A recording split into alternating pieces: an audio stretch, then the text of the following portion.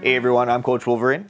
Coach Colonna. And this is another conversation over drinks. And today we're going to talk about when coping habits no longer serve us. Man, what coping habits do you still use knowing that they don't serve you, but you still use them?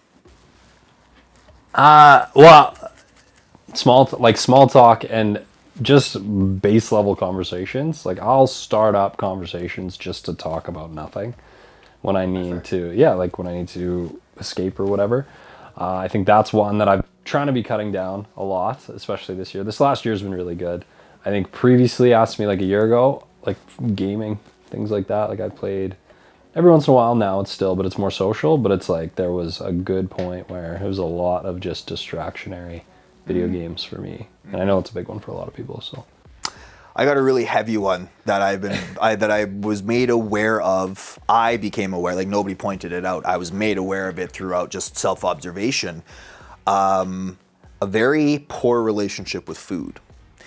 I learned that as a coping habit, from like when I'm feeling like as if I'm ever feeling inadequate or not enough, not good enough or anything like that, I overeat.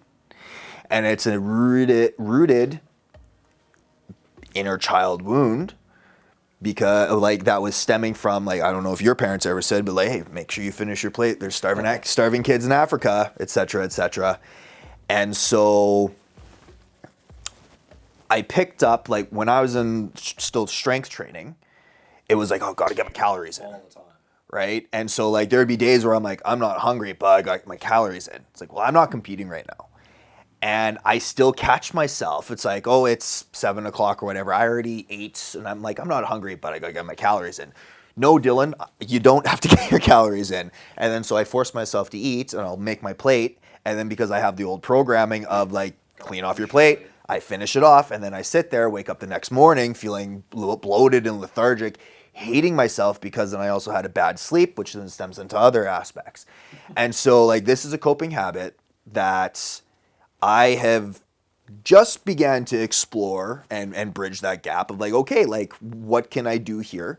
And for myself, actually, one of them was lessening my consumption of something like cannabis. So now I take that back and only consume that on the weekends if I do decide to. But it's when I feel the need to do that, okay, where in my life am I feeling like I'm not enough right now? And why do I still feel the need to shove my face full of food and make myself feel full physically to try and create that sense of fulfillment? there's a dopamine thing, right? If we look at neurotransmitter, what happens? Like your dopamine, you get a dopamine hit from eating, and that's commonly with like binge eating and things like that. I know when I'm super anxious, I'll be like, oh, like I'll have a burger or whatever. Like I'll have something I wouldn't normally have. Which again, coping in a similar mechanism. It's not necessarily overeating, but crazy enough, I've had a few times when I would find myself in a position like that and I'd be like, oh, I'm just not gonna. And I would actually end up fasting more for like 12 hours than, if not longer, 12 to 16, and then wake up the next day and feel less anxious and less everything, right? So it's, as much as I want to say there's a trend, especially lately, and especially in this conversation, there's a lot of stuff that you don't want to do, and just about everything in your body is telling you, hey, don't do that, and that's exactly what you should do. Yeah.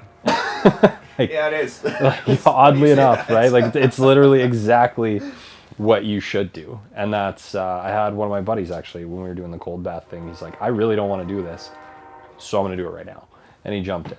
Yeah. And I was like, okay. Like that's exactly the kind of mentality you need to take with a lot of things. It's like, I'm hungry right now.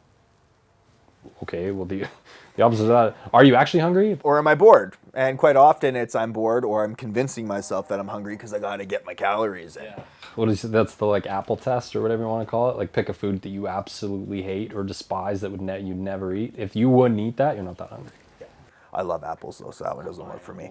For me, it would be like cauliflower that's raw, so it's like chewing on a piece of styrofoam. Nothing, right? So like if you wouldn't eat that, you're not that hungry. No, you're right. But yeah, so that's a large one that's very apparent for me right now.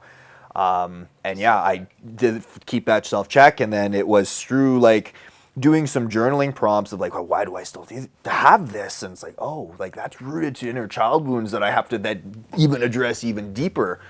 So yeah, that was That was a big eye opener for myself. A big one. I think even, yeah, for me, because I've been so strict with food lately, comparatively to before. Like, I'm not strict in a sense of like, this is like a prep style strict or anything like that. But it's like, my lunches have been pretty dialed for the most part for the last like 3-4 months. And then the last few weeks, I've just been like, we're just going to eat more, see what happens, see how I feel. Energy went up, everything went up. So it's like, okay, well now I got to reassess where I'm at and how rigid I'm going to get with things. But it's been, again, same thing, right? Recognizing like, and making sure you don't go too far when you give yourself, like, don't give yourself an inch and take a mile. Yeah, it's funny you say that. I definitely got myself doing that too. Be like, what are you doing, Dylan? Why are you doing this to yourself intentionally, unintentionally, intentionally? It's ridiculous. Any other coping habits that you... I mean, like previously, like partying, social, like attention, drinking, all those things. And it was never like, I'm going to sit alone and like have drinks, but it was like, I'm going to facilitate, like I'm going to host a party, right? Everyone's going to come here, we're going to have fun and we're going to do that. So it was like kind of that party lifestyle we've talked about a few times. Yeah. I would say that probably when I was in the position where like I didn't really like what I was doing for work, wasn't in a good place, I was overweight, not really training, all that stuff. And it was definitely like the weekends where you're living for the weekends, living for the parties. Yep. And like that's where you kind of felt at peace, which is not good because that's chaos. So here's an interesting thing that I know that I personally went through this year, and I don't know if you also did too, but when some of these coping habits we had, right? I had a problem with alcohol when I was younger too, and the partying or drinking for the wrong intentions and all that kind of stuff, is I realized that those coping habits, when we start addressing those things and we start becoming different people start people that fit our past, not our future, they start falling off the wayside, right?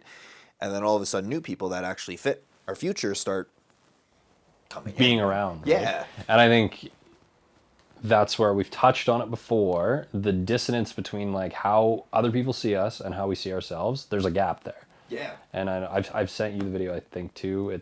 They talk about there being like a couple years of difference between how we see ourselves and how everyone else sees us. Yep. And that's where we get into like the imposter syndrome stuff and all those things, because there's a huge disconnect between how we still see ourselves. That's why self-work's so important, to really try and bring like the closer you can get those two things as far as your identity goes, the better, which is why when you do things for long periods of time, it doesn't really matter because your identity 2 years ago and your identity now are essentially the same. Yeah.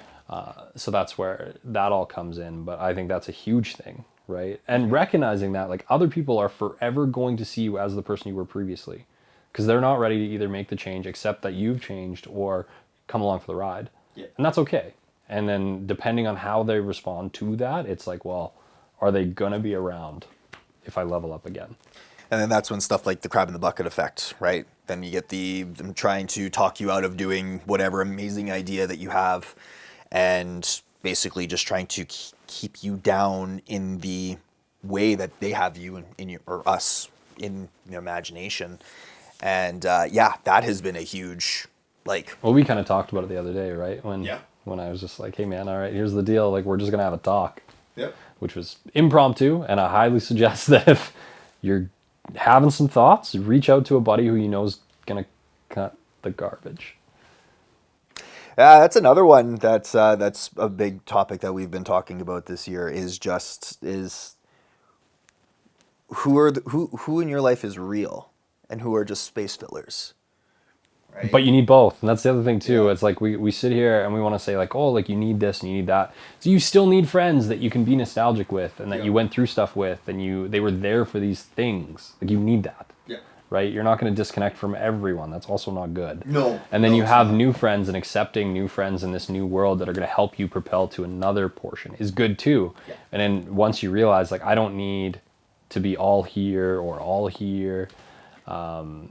It's just like doing what's best for you with your boundaries and intention and all those good, being kind and all the good stuff. Because the good things with intent and kindness and everything that we've touched on is like, that's what's going to allow you to maintain relationships, right? Like if you don't have to burn the bridge, but you don't have to walk back and forth all the time either, if they're not going to meet you in the middle kind of deal. So no.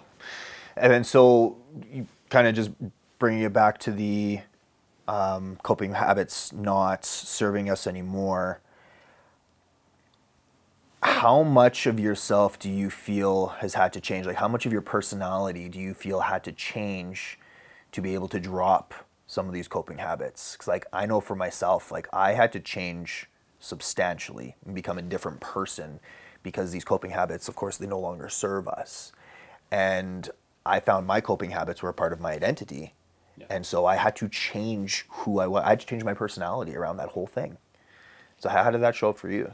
I think like mine's a little different because like I've been essentially playing like defense or like trying to be more of a chameleon in circles. So it's like to make sure that I'm like, I fit in. I might not belong there, but I fit in and I can fit in if I have to. So mine's been more like working on dropping the filters from stuff. Okay. Because it's not so much like I'm finding a new identity. It's like I'm actually just being more myself. Mm-hmm. So the old, like some of the old habits and old identities that I picked up by being part of certain things or injecting myself into certain circles or like finding comfort in somewhat of like a medium space right. of fitting in is like, okay, well, I'm going to drop these habits because that's not actually in line with like who I am and who I want to be. So that I think has been the biggest change for me is like what I see for myself and the gap between how I was acting and there, because that's what I want, mm-hmm. has pushed me that way. I like how you rephrase that. So I guess then to kind of rephrase to rephrase what I said, I guess it's just a matter of taking off the different levels of masks type things. Like, yeah, I feel like now I show up as myself, whereas every time before I felt like I had to chameleon in. Yeah, and you were stifling a portion of yourself to make sure that it was okay, right? It's okay to walk into a room and like have a few people not like you. And I think that's the biggest thing, like people like us, people like us still need to like sit back and be like, I'm gonna walk into a room and someone's gonna like talk. Yeah. But the same thing. Okay. And the same thing I told you the other day, like no one who's ahead of you is gonna talk bad. No. Right? Like no one who's happier than you is gonna be like, you suck. Yeah. Right? Like it's that's just not how it works. So it's like we get to develop in turn we also get to develop empathy and how to deal with it. It's like, okay, man, like what's the deal? What's your actual issue? Because you don't sit there and want to bring other people down just cause. So, and we have those conversations via coaching, right? Every time we're here to try and bring and like uplift people and make them better versions of themselves, not change who they are. Yeah. And that's, I think, the same thing that we try and live, right? That's why I like framing it the way we just did is like, it's not about becoming someone else. It's about like just becoming a better version of yourself. Showing up authentically, unapologetically authentically. Unapologetically is a big one because like you shouldn't have to explain or apologize for being yourself unless you're a dick. But then you just got to do some work, right? So yeah, I think so. Like to kind of wrap this one up a little bit, when coping habits no longer serve us, it's I think for my self check is. Am I having brain noise around this or whatever it is that my coping habit is? And then I kind of take a step back and I'm like, all right, would the person, like the version that I want to be in 5 years, 10 years, would I be dealing with this in 5 years, 10 years? Probably not. So should I be doing it now? Probably not. So basically, if I then choose to continue to do said thing, how I relate it, I guess, to my clients would be like driving down the highway, hearing your tire pop, and then you're just like, oh man, I got a flat.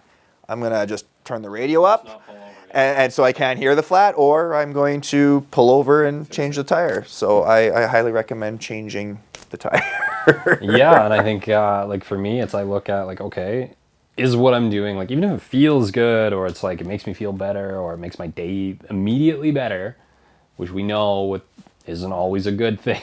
Not always. If that's actually getting in the way of me going where I want to go. So like the growth portion, if that's getting in the way, if me having happiness right now, happiness, any good word you throw in there is going to stop me from doing this again. Like, do I have to go through this again and again and again and do the same thing? Then we know that gets diluted. And then before long, it's just an automated thing. So it's like, okay, if that's in my way, well, we got to get rid of it. And I got to sit with that not sweet feeling that I'm going to get for a while because I don't always learn the quickest, being a little stubborn and stuff. So It happens. It happens to the best of us. but yeah, I get it. and I think that's the reality of it. Just sit with it. Yeah, I feel you, man. All right. Well, that's it for today, guys. Please like, share, and subscribe on whatever platform you're consuming this content on. And until next time, cheers.